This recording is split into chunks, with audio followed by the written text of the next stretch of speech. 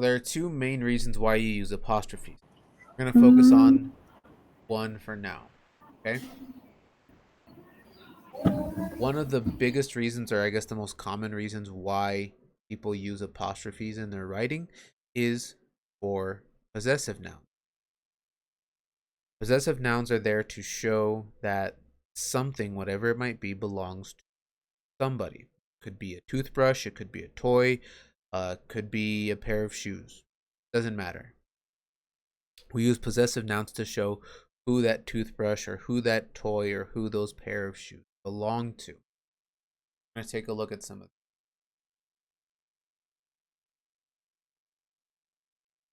There are two main kinds of possessive nouns. There's singular possessives and plural possessives. Okay?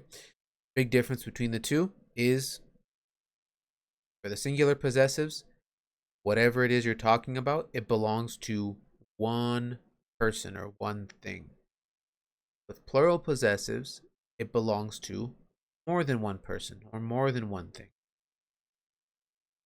So, if we take a look at some examples here, depending on where you put the apostrophe, it changes whether it's singular or plural.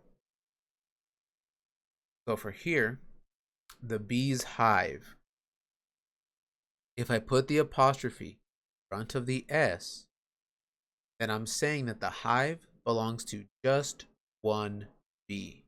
There's only one bee that lives there, and that's it. If I take the apostrophe and I move it after the S, then what I'm saying is that the hive belongs to more than one bee, like a group of bees. Or if we have like this example here, the girl's gift, if the apostrophe is in front of the S, you're saying that the gift belongs to just one girl.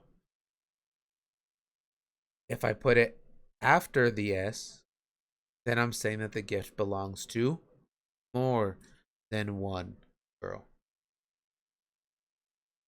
And we've seen that, like I said, in our DLR for Monday and for Tuesday of this week, where we had to pick which one had the right possessive noun where the apostrophe was. Remember, always look in front of that apostrophe. Whatever word is in front of the apostrophe, that's the word that, well, that's what lets you know whether it's a singular or whether it's a plural. Like in the case of this, B, if I were to draw a box or a line in front of that apostrophe, the word would just be B. So that lets me know that they're saying it belongs to just one B. The second example, if I drew a line or if I drew a box in front of the apostrophe, the word I would have is bees. That tells me that there's more than one bee. Again, with plurals, it doesn't matter if it's only two or if there's like 2 million. Once you have more than one, plural.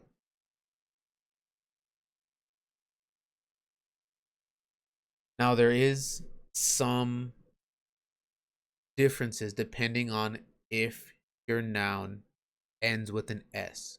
So they give us some examples like walrus, or if it was somebody's name like Chris. If it's a common noun, which means it's not telling you exactly which one, like the word walrus. There is not just one walrus in the whole entire world. There's more than that. So if I just say walrus and you go, well, okay, which one? It's a common noun. Then you add the apostrophe S. Like this, the walrus's tusk. But if it's a proper noun, like someone's name, like they give us the example Chris, an S, you wouldn't add apostrophe S, you would just add an apostrophe, like Chris's tooth. So, if your noun ends with an S and it's a common noun, a walrus, still add the apostrophe S. If your noun ends with an S and it's a plural, or sorry, it's a proper noun, it's a specific person, a specific place, or a specific thing, then you just add an apostrophe. And you don't need the S afterward. Now, the other reason why you would use an apostrophe is like we saw on our DLR page today, when you have contractions, when you take two words and you put them together and you make it a little bit shorter. We use contractions a lot when we talk, but sometimes when people are writing them, like in their work, they forget to put apostrophes. So like the word don't. Don't is two words, it's do not. Like if you're telling someone, don't touch my cookies, you're saying do not touch my cookies.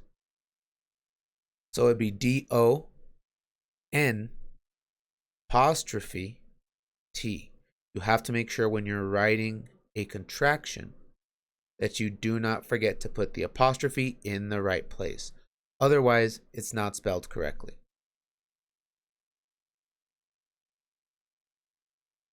What I want you to do is I want you to go to classwork. I want you to go to writing. And I want you to find this assignment here. It says possessives. We're going to practice picking the correct way to spell different possessive words, different possessive nouns. Okay? It's going to give you a short example. So it might say something like the bone that belongs to the dog. And it's going to give you some answer choices. You're going to have to pick which one has the correct possessive. Okay? So you're going to click on it. It's going to take you to a Kahoot. Make sure that you put your name. You don't have to put first name and last name. You can just put first name. That's fine. Look at the questions carefully. Make sure that you pick the correct one. So take your time. Don't just click on whichever one you see first. Be very careful. And like we have the past couple times, at the end, once everyone is finished, we'll get to see who were our top 3 scores in the class. So go ahead and start working on that Kahoot now. Give everyone a chance to finish, and then we'll talk about the 3 top scores at the end.